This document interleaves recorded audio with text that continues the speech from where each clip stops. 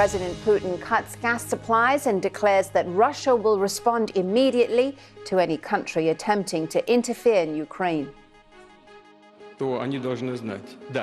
If they create threats for us, threats of a strategic nature, our retaliation, our counterstrike will be instantaneous. A desperate appeal from those trapped inside a steelworks in the city of Mariupol. A Ukrainian commander warns people will die if they're not rescued.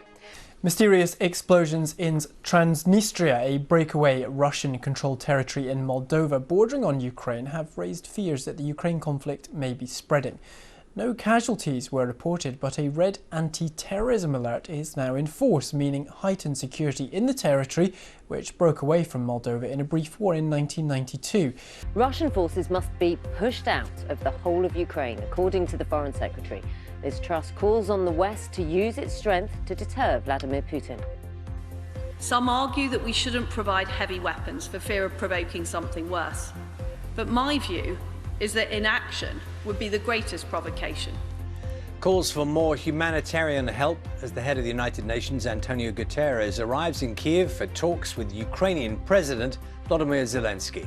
Foreign Secretary Liz Truss has said Russian forces must be pushed out of the whole of Ukraine if the world is to enter a new era of peace and security. In a speech last night, she said victory for Ukraine was a strategic imperative and that the conflict needed to be a catalyst for wider change. The Russian President Vladimir Putin has warned countries intervening in Ukraine will face what he called lightning-fast military retaliation, as Andrew Plant reports.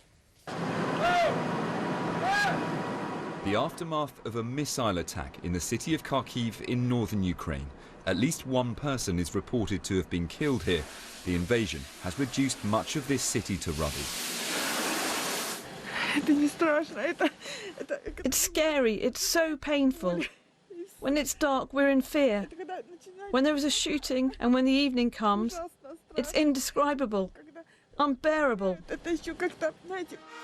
In a speech, the UK Foreign Secretary Liz Truss called for Western countries to push Russian forces out of Ukraine. Some argue that we shouldn't provide heavy weapons for fear of provoking something worse. But my view is that inaction would be the greatest provocation. This is a time for courage, not for caution. Now President Putin has sent a message to the West, warning Ukraine's allies against further interference. If anyone from the outside intends to interfere in what's happening, then they should know this. If they create threats for us, threats of a strategic nature, our retaliation, our counterstrike will be instantaneous. In the southern port city of Mariupol, this steel plant surrounded by Russian forces, the last stronghold of Ukrainian fighters here. Their commander appealing for a mass evacuation, saying alongside 600 wounded soldiers are civilians, including children inside.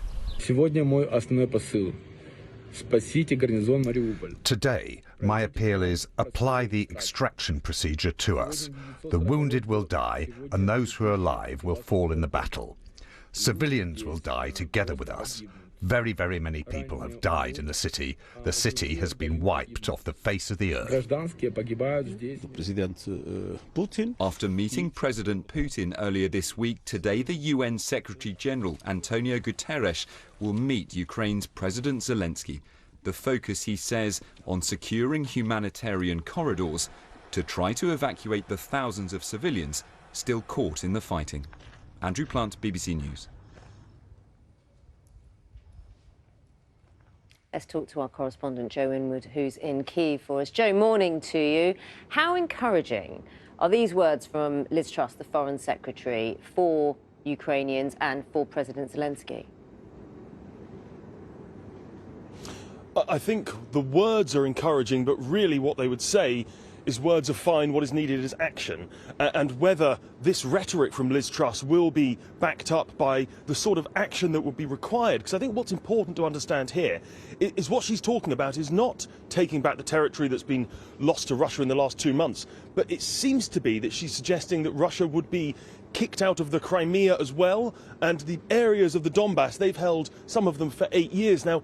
That is a very, very different thing, and I think that would require not just a force of rhetoric but a strength of arms as well, that it's not really clear that the Western allies are going to be able to provide, and it's a very, very ambitious aim, let's put it that way. Indeed.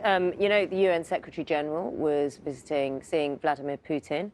There was much criticism about him seeing the Russian president before seeing President Zelensky and seeing what is actually happening on the ground in Ukraine. Today, there is that meeting. What's expected? I think no one is thinking there's going to be peace coming out from this. That is too much of an ambitious aim. There is one area, though, as Andrew was mentioning in his report, one area where they think there could be some movement, and that is Mariupol. We've heard of the Azovstal steel plant, this huge sprawling complex where both fighters and civilians are trapped, and it's thought that he might be trying to find a negotiated solution to that. Now, what he said is that he has got agreement in principle from President Putin that the civilians can be evacuated. What we don't know is if he said that the fighters can come out too. And President Zelensky, who will be meeting in a few hours, has said that if the defenders of Mariupol are killed, well, that will be a red line and all talks would be off.